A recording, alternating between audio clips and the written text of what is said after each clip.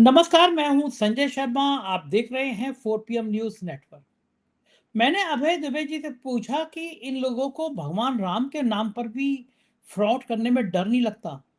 भगवान राम के नाम पर चंदा चोरी, ये तो मैं मान सकता हूं कि कांग्रेस के जिन जिन नेताओं को भ्रष्ट बताते थे सबको भारतीय जनता पार्टी की वॉशिंग मशीन में लाके डाला, धोया, निकाल के मुख्यमंत्री बना दिया, मंत्री बना दिया, डिप्टी सीएम बना दिया।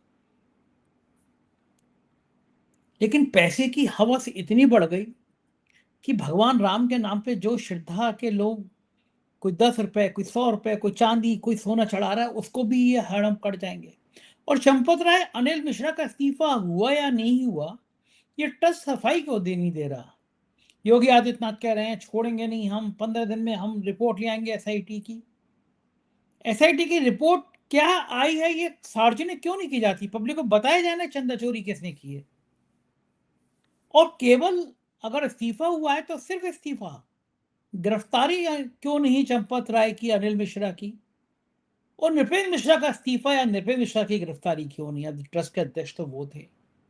भारतीय जनता पार्टी के दामन पर ये जो दाग लगा है वो जिंदगी में छूटेगा नहीं। ये साफ हो गया कि इनका राम से कोई वास्ता नहीं है। राम नाम जपना, पराया माल अपना। मैंने एक गाना लिखा है, इसका लिंक नीचे लगाया है कि मंदिर वहीं बनाएंगे, चढ़ावा सारा हम खा जाएंगे। लिखा भी है, गाया भी, आप सुनिएगा। मेरा दिल दहलता है ऐसे बेईमानों की बातें सुन सुन के। इनके लिए पैसा इतना इंपॉर्टेंट है कि भगवान का नाम, भगवान की आस्था कोई चीज नहीं होती है। देश के लोग कितने भावुक हैं, कितने सीधे हैं। भगवान राम के नाम पर इतनी धोखाधड़ी के बाद भी खामोश हैं। क्या अंजाम होगा। अभय दुबे जी से बहुत शानदार बातचीत की, लेके चलता हूं। लेकिन उससे पहले खुशखबरी, 4 PM फिल्म्स की दूसरी पिक्चर आ गई है। जो मैंने शॉर्ट मूवी बनाने की वादा किया था आपसे, उसकी दूसरी फिल्म आई है, जिंदगी रीलोड। प्यार क्या होता है, प्यार की अनुभूति क्या होती है, प्यार जीवन के किस दौर में आ सकता है, किस रूप में आ सकता है, उम्र, जाति, धर्म कोई बाधा नहीं होती। एक खूबसूरत एहसास के साथ जिंदगी रीलोड। आप पोस्टर देख रहे होंगे। अब एक जानी मानी अभिनेत्री लगान से लेकर और सैकड़ों पिक्चर तक जिन्होंने काम किया है, आप इस चेहरे को पहचान गए होंगे। तो जल्दी से यूट्यूब खोलिए, 4 PM फिल्म पे जाइए। सिर्फ 20 मिनट से भी कम की मूवी है, लेकिन आपके दिल को झंझोड़ देगी। जाकर देखिए और मुझे बताइए कि मेरी मेहनत कामयाब हुई या नहीं हुई है। कैसी लगी पिक्चर, जिससे मैं अगली पिक्चर बनाने का हौसला अंदर ला सकूं। चलते हैं अभय दुबे जी के पास। 4 PM न्यूज नेटवर्क में बहुत बहुत स्वागत है अभय दुबे जी आपका। खबरें आम हो गई हैं। मंदिर ट्रस्ट की तरफ से कोई अधिकृत बयान तो आया नहीं है, लेकिन सब चैनल पे और सब जगह खबरें सामने आई हैं और खंडन भी नहीं हुआ है कि चंपत राय ने और अनिल मिश्रा ने इस्तीफा दे दिया है राम जन्मभूमि ट्रस्ट पे। इसका मतलब साफ साफ साफ है कि एसआईटी की रिपोर्ट में दोनों चोर साबित हुए हैं। चोर शब्द मैं इसलिए कह रहा हूं कि अगर चोर नहीं होते तो आके मीडिया के सामने बयान देते, अपनी सफाई देते। उत्तर प्रदेश में एक कद्दावर नेता, जो कई बार कैबिनेट मिनिस्टर रहा, पढ़ा लिखा शख्स, बहुत योग विद्वान शख्स, आजम खां, उस पे मुर्गी चोरी और बकरी चोरी के मुकदमे दर्ज हुए हैं। आंखें बंद करके भी कोई आदमी ये कह सकता है कि आजम खां 7 जन्म में भी मुर्गी और बकरी तो नहीं चुराएंगे। लेकिन बाकायदा मुकदमे दर्ज हुए और यहाँ करोड़ों का माल लेके लोग चंपत हो गए। मंदिर का माल लेके जो सरकार, जो पार्टी मंदिर के नाम पर सत्ता में आई, जो भगवान राम की आस्था की गली गली, मोहल्ले मोहल्ले कस्में खाती है, वो सिर्फ ट्रस्ट से बाहर कर देती है दो लोगों को। लोग योगी आदित्यनाथ के गुणगान कर रहे हैं। देखो, योगी जी ने कहा था 15 दिन में हम फैसला कर देंगे, 15 दिन में रिपोर्ट आ गई। एसआईटी की रिपोर्ट प्रदेश के अपर मुख्य गृह सचिव संजय प्रसाद को सौंपी जाती है, जो खुद ट्रस्ट के सदस्य हैं। आप सोचिए क्या इंटेलिजेंस है उत्तर प्रदेश की, क्या व्यवस्थाएं हैं कि राम मंदिर जो 24 घंटे कई सीसीटीवी की निगरानी में रहता है, जो आतंकियों के निशाने पे रहा है, पहले हमला हो चुका है, वहां से करोड़ों रुपए का माल चोरी हो रहा है, किसी को भनक नहीं पड़ी। अखिलेश यादव ने जब शुरुआत में कहा मंदिर चोरी की, तो डिप्टी सीएम ब्रजेश पाठक ने उनको कहा कि ये तो बाबरी टाइप के हैं, मतलब ये तो मुसलमानों से उनने जोड़ा, इनकी मानसिकता बाबर वाली है। अब किसकी मानसिकता बाबर वाली है? उन लोगों की जो चंपत राय और अनिल मिश्रा को ऐसी जाने दे रहे हैं, गिरफ्तार नहीं करा रहे, उनकी संपत्तियों पे बुलडोजर नहीं चलवा रहे। और सबसे बड़ा सवाल यह है कि नृपेंद्र मिश्रा का इस्तीफा क्यों नहीं हुआ? तो राम जन्मभूमि ट्रस्ट की जमीन के घोटाले का मुख्य आरोपी है, इसलिए मैं कह रहा हूं मुख्य आरोपी है कि वो अध्यक्ष है वहां का, आईएएस अफसर रहा है, प्रमुख सचिव रहा है, उसको पता है सारा नेटवर्क। बेटे को चुनाव लड़ाने की बहुत तैयारी है कि बेटे को चुनाव लड़वा दे, बाद में एमएलसी बनवा दे। लेकिन चोरी होती है तो नृपेंद्र मिश्रा की अभी तक बर्खास्तगी ट्रस्ट से क्यों नहीं, पहली बात। और तीनों आदमियों के खिलाफ गिरफ्तारी क्यों नहीं, बुलडोजर क्यों नहीं चल रहा, एनकाउंटर जो बात बात पे पैरों पे गोली मार दी जाती है वो इनको क्यों नहीं मारी जा रही। अरविंद केजरीवाल आए तो योगी आदित्यनाथ ने आरोप लगाया कि एक आदमी जो दिल्ली में गंदगी फैलाता था वो यहाँ गंदगी फैलाने आया। और केजरीवाल ने कहा योगी जी मंदिर की चोरी संभालिए, ये वो लोग हैं चंदा चोर, मंदिर की चोरी करने वाले जो आपकी भी गद्दी छीनना चाहते हैं।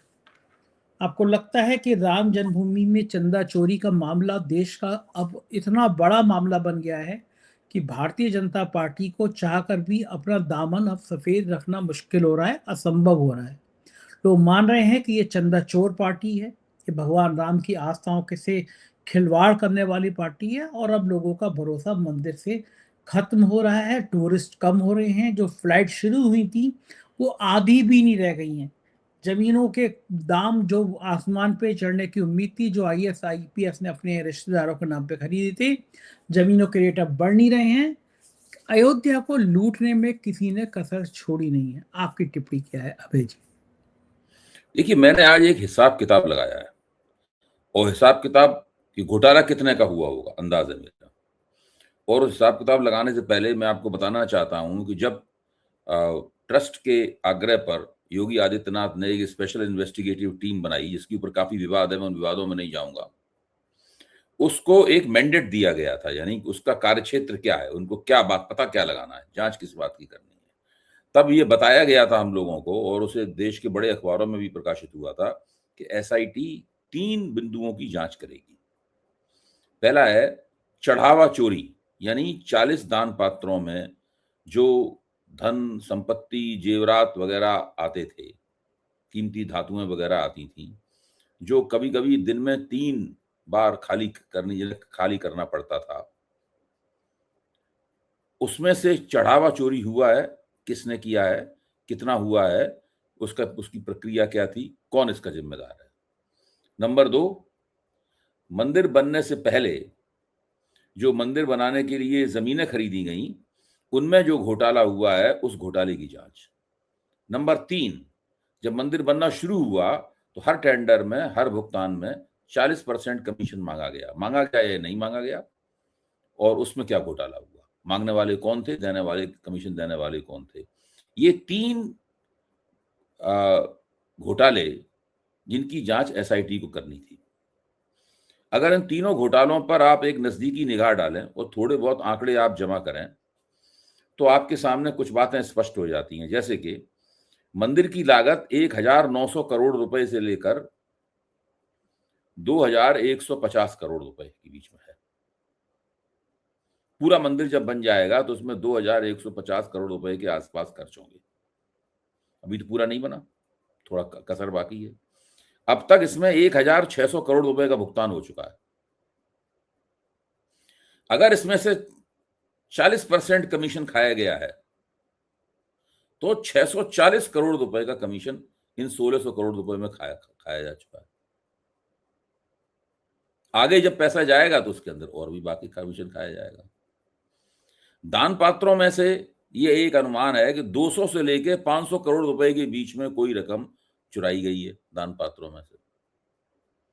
जमीन घोटाले में जिसकी संजय सिंह ने वहां पूरे कागजात सौंपे थे अभी एसआईटी के इंचार्ज को जाकर, और आप भी जमीन घोटाले की बहुत सी बातों को जानते हैं अच्छी तरीके से, आपने खुद भी उसे शुरू में इन्वेस्टिगेट किया था।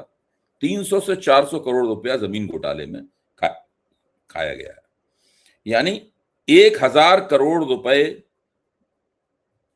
के आसपास 1000 प्लस आप कहिए 1000 करोड़ रुपए का घोटाला हुआ है। 1000 करोड़ रुपए घोटाला हुआ है और घोटाला 3 तरफ से हुआ है, जो हमने स्पष्ट कर दिया। चढ़ावा चोरी, जमीन खरीदने में किया गया घोटाला और हर टेंडर में 40% कमीशन खाना, ये 3 काम हुए। अच्छा, अब जिन लोगों को एसआईटी ने गिरफ्तार करके जेल भेजा है, उन 8 लोगों में, उनमें क्या कोई ऐसा है जो 1000 करोड़ रुपए खा सके? उनमें कौन है ऐसा इसकी दम 1000 करोड़ रुपए खाने की हो? 8 मिलके 1000 करोड़ रुपए नहीं खा सकते, क्योंकि वो सब छुटभइये हैं। कोई नोट काउंटिंग का इंचार्ज है, कोई ये है, वो है, वो आप ज्यादा उम्मीद कर सकते हैं, कमोबेश एक अंदाजा लगा सकते हैं कि 5 से 10 करोड़, अगर ये सारे व्यक्ति दोषी हैं तो एक व्यक्ति ने 5 से 10 करोड़ रुपए ज्यादा खाए होंगे। तो वो 8 लोग हैं, आप मान लीजिए 70-80 करोड़ रुपए खा गए होंगे वो लोग, इससे ज्यादा तो ना खा सकते। और उनके पास 80 एक बड़ी सी रकम भी करीब मिल गई है वहां पर, उनके पास जब्त कर ली है, करीब 79 लाख रुपए की ऐसी कोई रकम भी जब्त हुई है उनके ऊपर। 1 करोड़ के 1 करोड़ से थोड़ी कम की रकम भी जब्त हुई है उन लोगों से। तो ये लोग तो घोटाले में शामिल हो सकते हैं, ये लोग घोटाले में प्यादे की भूमिका निभा रहे थे, ये तो मैं मान सकता हूं। मतलब घोटाला, इतना बड़ा घोटाला और एक संस्था के अंदर से अकेले कोई एक व्यक्ति नहीं कर सकता, उसे पूरी टीम का इस्तेमाल करना होगा। तो घोटाले की टीम के सदस्य तो ये लोग हो सकते हैं, लेकिन ये कहना कि ये लोग 1000 करोड़ रुपए खा गए, ये तो मैं नहीं मान सकता, कोई नहीं मान सकता। तो प्रश्न ये है कि वो 1000 करोड़ रुपए किसने खाए संजय जी? अच्छा, क्या वो, अच्छा, अब इनसे बड़ी हैसियत है चंपत राय की, अनिल मिश्र की और गोपाल राव की। इन 8 लोगों से ज्यादा बड़ी हैसियत उन लोगों की है। चंपत राय तो ट्रस्ट के कर्ता धर्ता हैं, अनिल मिश्र उनकी सब मामलों में मदद करते हैं, गोपाल राव विशेष सदस्य हैं ट्रस्ट के। ये 3 लोगों की है। तो क्या ये 3 लोगों ने 1000 करोड़ रुपए खाए? मैं ये मानता हूं कि इन 3 लोगों की भी औकात नहीं है 1000 करोड़ रुपए खाने की। मैं ये मान सकता हूं कि इन 3 लोगों ने अगर कुछ खाए होंगे तो 50-50, 100 करोड़ रुपए कुछ खा लिए होंगे। तो आप मान लो कि 300 करोड़ रुपए उन्होंने खा लिए हो, तीनों ने मिलकर। बाकी रुपया 900 करोड़ रुपया कहां गया? 900 प्लस करोड़ रुपया कहां गया? वो किसने खाया वो रुपया? वो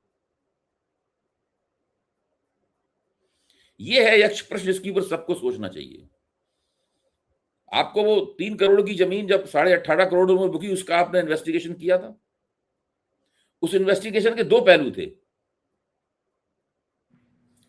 जिन सज्जन को, क्या मकसूद अंसारी या जो भी उनका नाम हो, जब उनका नाम सुल्तान अंसारी और रवि मोहन तिवारी ने कुसुम पाठक से 3 करोड़ में एक जमीन खरीदी, तो पहला पत्रकारों के सामने सवाल ये उठता है कि सुल्तान अंसारी और रवि मोहन तिवारी के पास 3 करोड़ रुपए कहां से आए? 3 करोड़ रुपए कोई बहुत छोटी रकम तो है नहीं। क्या ये दोनों व्यक्ति अमीर लोग थे, बिजनेसमैन थे, बड़े किसान थे, पुराने रईस थे? कौन थे? और उन्होंने किस तुफैल में कुसुम पाठक से 3 करोड़ रुपए में जमीन खरीदी, जो अगले 10 मिनट में उन्होंने चंपत राय को ट्रस्ट के लिए 18.5 करोड़ रुपए में बेच दी? पहली बात तो ये, इनके पास 3 करोड़ रुपए आए कहां से? मेरा मानना है 3 करोड़ रुपए उनके पास वहीं से आए जिन लोगों ने जमीन खरीदी।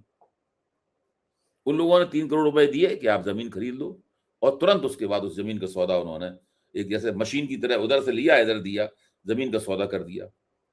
जब आप लोग बैंक पहुंचे, आपने पता लगाने की कोशिश की कि इन दोनों के खाते में जो 18.5 करोड़ रुपए थे वो कहां चले गए, तो बैंक वालों ने ब्लॉक कर दिया, बैंक वालों ने आपको कुछ उसमें बताया नहीं। अच्छा, तो आप पूरी बात का पता नहीं लगा पाए, कोई भी पूरी बात का पता नहीं लगा पाया। हाँ, बैंक बता ही नहीं रहा था, हम बहुत कोशिश कर रहे थे। अगर सरकार चाहती तो बैंक वालों की बाप को बताना पड़ता। ठीक बात है, बिल्कुल सही बात है। हाँ? कोई बैंक जो है वो सरकार की किसी क्वेरी को बताने से इनकार थोड़ा ना कर सकता है।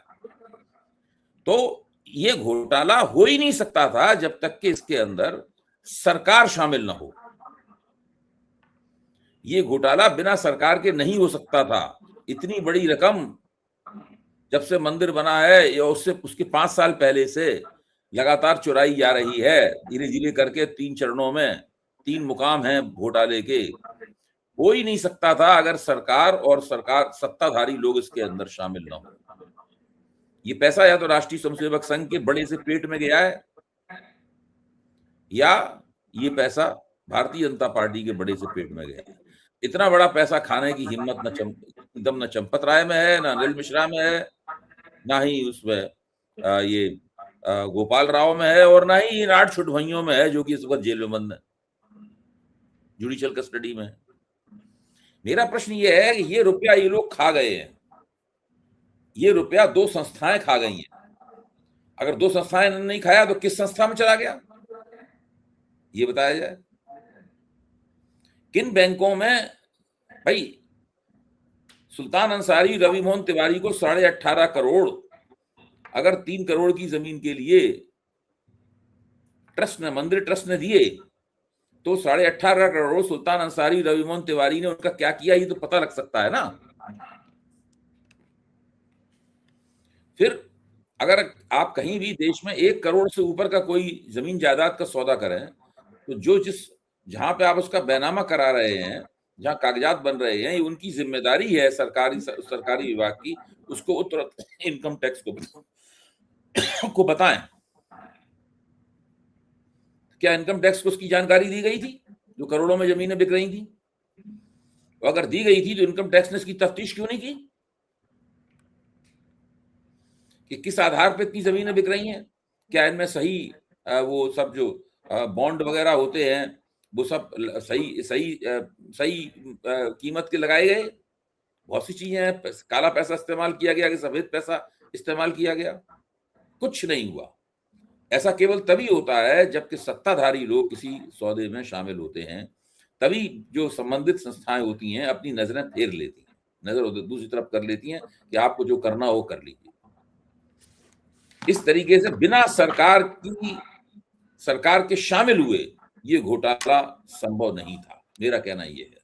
और जब सरकार किसी घोटाले में शामिल होती है तो सरकार उस घोटाले की सही जांच करने की बजाय उसमें लीपापोती करती है।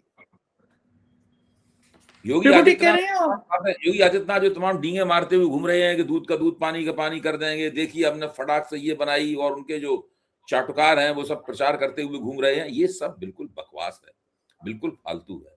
इन सब की कोई मूल्य नहीं है। केवल मूर्ख लोग या बदमाश लोग, या तो मूर्ख इसके ऊपर विश्वास कर सकता है, इसको अकल नहीं है, या बदमाश इसके ऊपर विश्वास करने का दावा कर सकता है क्योंकि वो बदमाश है। मूर्ख और बदमाश को छोड़ के इस पूरे प्रपंच में किसी भी चीज के ऊपर कोई यकीन नहीं कर सकता।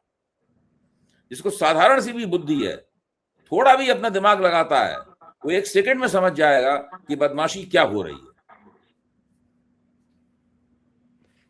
अभय जी, किसके दामन ज्यादा दाग से भर रहे हैं, योगी के या मोदी के? यूपी के या दिल्ली दरबार के? गेंद किस पाले में ज्यादा जा रही है? योगी जी को मैं केवल एक ब्राउनी पॉइंट दे सकता हूं, माफ कीजिए बीच में बोल रहा हूं। मैं ये मान सकता हूं कि योगी जी का इस राम मंदिर के घोटाले में योगी जी का कोई हाथ नहीं है, क्योंकि योगी जी और उनकी संस्था गोरखपीठ को लगातार इस पूरी प्रक्रिया से अलग रखा गया है। जब चंपत राय जी राम ट्रस्ट के तरफ से जमीनें खरीद रहे थे अनाप शनाप दामों में, 17 गुना, 20 गुना, 25 गुना दामों में जमीनें खरीद रहे थे, तो उसमें योगी आदित्यनाथ, उनकी युवा वाहिनी और गोरखपीठ का कोई हाथ नहीं था, उसके अंदर उनका कोई संबंध नहीं था। राम ट्रस्ट के संचालन में भी योगी आदित्यनाथ का कोई संबंध नहीं है। वो चंपत राय को नापसंद भी करते हैं, चंपत राय से उनका एक बार झंझट भी हो चुका है, और अभी जब पिछली बार वो गए थे तो उन्होंने लिखित आदेश दिया था कि चंपत राय जी इस मीटिंग में ना आए, वो अपने किसी प्रतिनिधि को भेज दें, उनको आने की कोई आवश्यकता नहीं है, ये तक उन्होंने आदेश दिया था। तो मैं केवल ये बात मान सकता हूं कि योगी जी का इस घोटाले में हाथ नहीं है, उनका घोटाले से कोई ताल्लुक नहीं है। लेकिन इस घोटाले में सही लोगों को सजा देने में जो अड़चन है उस अड़चन को तैयार करने में उनका हाथ है। तो ये तो मतलब उनके जो लिए भी शर्म की बात है कि वो हैजिंग हिंदू की है, धर्म। जो हैजिंग की है इस घोटाले की, घोटाला खुल ना पाए इसकी जो हैजिंग की है, वो हैजिंग करने में उनका हाथ है। वरना वो ऐसी एसआईटी न बनाते, वरना वो एफआईआर दर्ज करने से जो परहेज की गई वो परहेज न करते, वरना वो 8 लोगों को बिना पुलिस रिमांड पे लिए हुए उनको जुडिशियल कस्टडी में न भेजी जाती। ये नहीं तो ये होता। भी तो ये मैं कह कम रहा हूँ बड़ा कि अपराध उनका नहीं है। उसके अंदर हाथ है।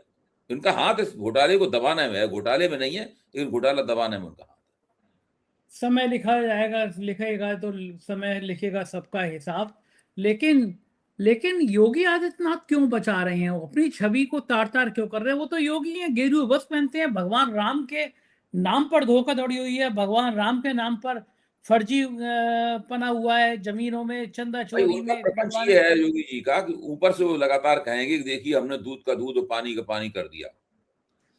इस प्रकार के दावे करेंगे, देखो हमने फटाफट एसआईटी बनाई, एसआईटी ने 15 दिन में रिपोर्ट दे दी, हमने 8 लोगों को जेल भेज दिया, और भी हम जांच करवा रहे हैं, फिर हमने जांच के लिए भेज दिया। ये सब वो बोलेंगे ताकि वो जनता के बीच में ये मैं संदेश दे सकें। दे पाएंगे अलग बात है, ये संदेश दे पाएंगे देखिए हमने कितनी तत्परता से ये जांच पड़ताल की। जहां तक चंपत राय के इस्तीफे का सवाल है, चंपत राय का इस्तीफा अभी नहीं हुआ है, इसकी कोई पुष्टि नहीं हुई है। अनिल मिश्रा का इस्तीफा नहीं हुआ है, इसकी कोई अभी तक पुष्टि नहीं हुई। ये खबरें चलाई गई हैं, लेकिन कोई भी विश्वास के साथ नहीं कह सकता कि उनका इस्तीफा हुआ है। बात कही भी जा ठीक। रही है, नहीं नहीं भी कही जा रही है। तो बात ये बीच खंडन में क्यों नहीं कर रहे सब कि ट्रस्ट ट्रस्ट तो और बदनामी कर रहा है ना? ट्रस्ट खंडन करे इस्तीफा हुआ या नहीं हुआ है। ऐसे नहीं तो ट्रस्ट चोरों की तरह क्यों छुप के बैठ गया है? वो तो सारा का सारा मुसमुसाए हुए लोग हैं ना।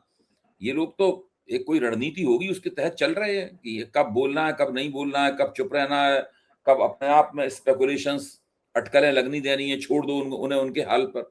ये तमाम सारे हथकंडे, तमाम सारा साइकोलॉजिकल वर्क, तमाम डायवर्जन वगैरह सभी चल रहा है।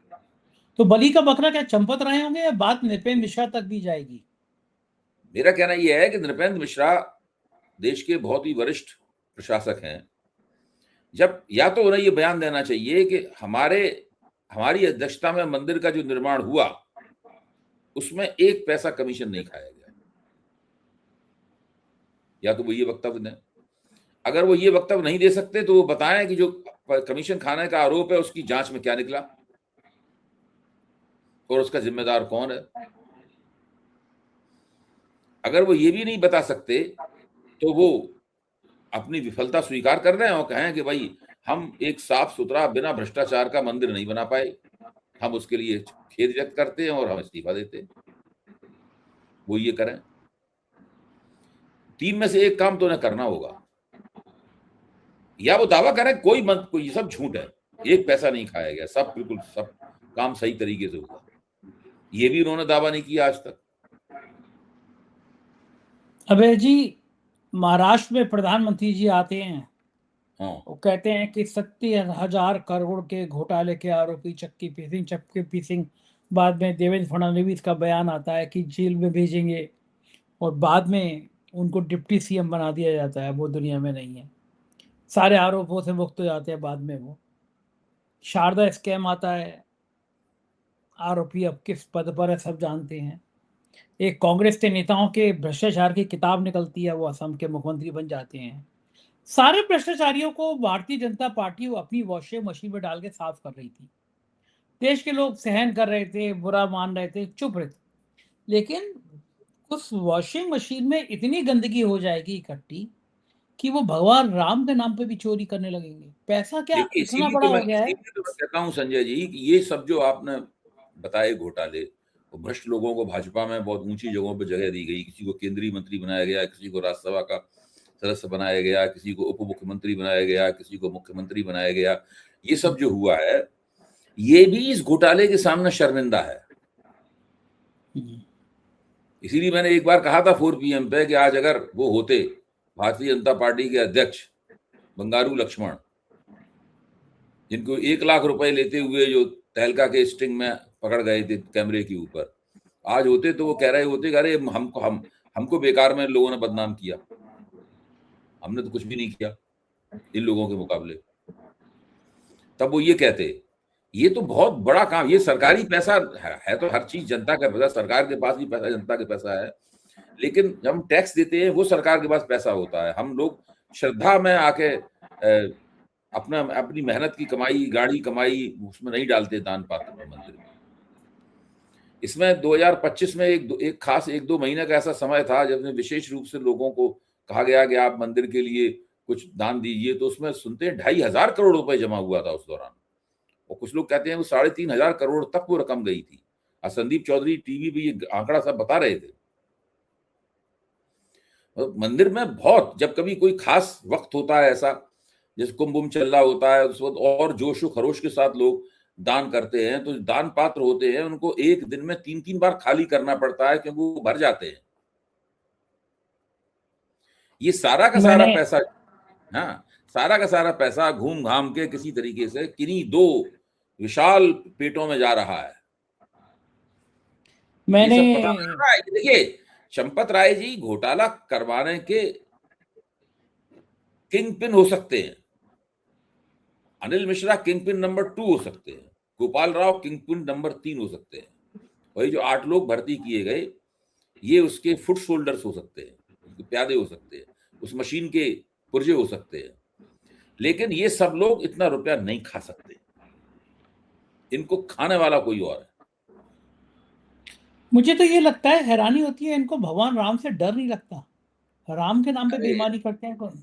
आप ये सब बातें मत कीजिए। देखिए सब लोग जानते हैं कि भारतीय जनता पार्टी का दान धर्म, आध्यात्म, श्रद्धा, भावना, इन सब बातों से कोई ताल्लुक नहीं है, कभी नहीं थे ताल्लुक। विनायक दामोदर सावरकर ने अपनी किताब हिंदुत्व, जो इनकी बुनियादी किताब है, उसमें साफ तौर पर कहा है हिंदुत्व एक धार्मिक विचार नहीं है, वो एक राजनीतिक विचार है। हिंदुत्व का धर्म से कोई, हिंदू धर्म से कोई संबंध नहीं, साफ कहते हैं। हिंदू धर्म तो उनका निशाना है, उसको तो उन्हें गोलबंद करना है, इस विचारधारा के आधार पर गोलबंद करना है। उसका धर्म, आध्यात्म, श्रद्धा, इन सब चीजों से कोई संबंध नहीं, वो एक राजनीतिक विचारधारा है। राम नाम जपना पराया माल अपना, मैंने एक गीत पहली बार लिखा भी है, गाना, और अपनी आवाज में एआई से बनाया भी है, वो नीचे मेरे दर्शक देख सकते हैं, लिंक लगा दे रहा हूँ कि मंदिर वहीं बनाएंगे, चढ़ा हुआ सारा हम खा जाएंगे। गजब है अभय दुबे जी, बहुत बहुत शुक्रिया, आपने मुझे समय दिया, बातचीत की, थैंक यू। ये थे अभय दुबे जी, और खुल के उन्होंने पूरी बातचीत की। कैसी लगी बातचीत, ये जानना बहुत जरूरी है। आपके मंदिर में इन चंदा चोरों की बात सुन के आपको कैसा लगता है, गुस्सा आता है, नहीं आता है, आप क्या सोचते हैं, कमेंट करके जरूर बताइएगा। आपकी राय मेरे लिए बहुत मायने रखती है। शुक्रिया, थैंक यू।